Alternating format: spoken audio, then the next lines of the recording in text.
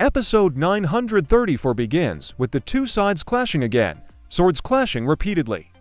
At Udon Prison, Luffy faces a flamboyant blue bear.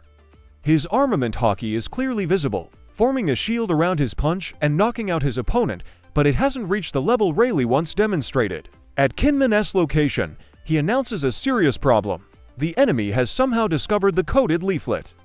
Despite his careful encryption, they've learned the connection between the symbol on the leaflet and those with crescent moon tattoos on their ankles. Many allies in the capital have been captured by Kaido and Orochi because of that symbol. Yasui stumbles upon a leaflet in a narrow alley, and he immediately recognizes the hidden message within.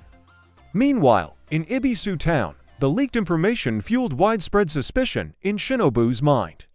Since Beppo's crew had been captured, she believed Law's crew members were responsible for the leak, an understandable thought, given their long wait for this opportunity, and the sudden collapse of the plan had thrown everyone into disarray. Kawamatsu stepped in to defend his allies, trying to prevent the argument from escalating. Just then, Hiyori entered, helping to calm the rising tension. Meanwhile, the battle at Oihagi Bridge raged on. After observing for a while, despite his bleeding wounds, Zoro pressed down hard, preventing his opponent from drawing his weapon. Forced to retreat to maintain distance, Kamazo was still unable to escape. With a single swift sword stroke, Zoro cleaved through the ground and completely defeated him. Episode 935 opens with the battle at Udon escalating except for Queen, who's eating red bean soup while torturing prisoners.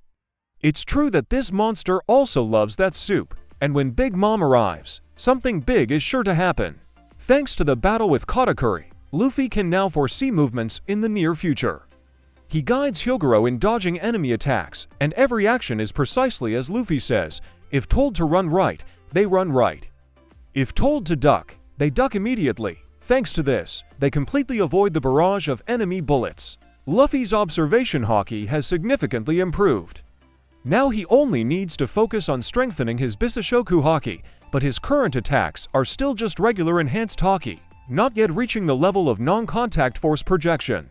In the Resetsu district of the Flower Capital, many allied samurai are being held captive. Despite their repeated denials, Orochi's forces possess some evidence and have captured them all. Beppo and Law's crew are also being tortured, but they remain completely silent. Beppo believes Law will understand and trust the group. Back at the Hell Sumo Ring, Hayo has noticed Luffy can send his opponents flying, but he still says not quite right. What Luffy wants is to land a punch that sends his opponent flying without touching them, the only hockey powerful enough to break Kaido's steel-hard scales. At a house near Ringo, Zoro has woken up and is being cared for by Komurasaki and Toko.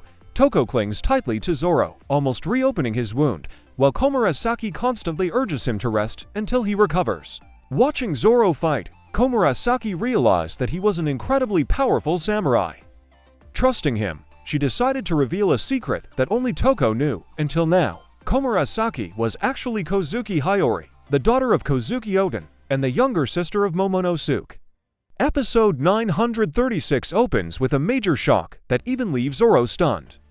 Hiyori explains that she'd recently heard people talking about the Kozuki clan, leading her to believe they've returned, just as her mother had said before she died that they would reappear 20 years later.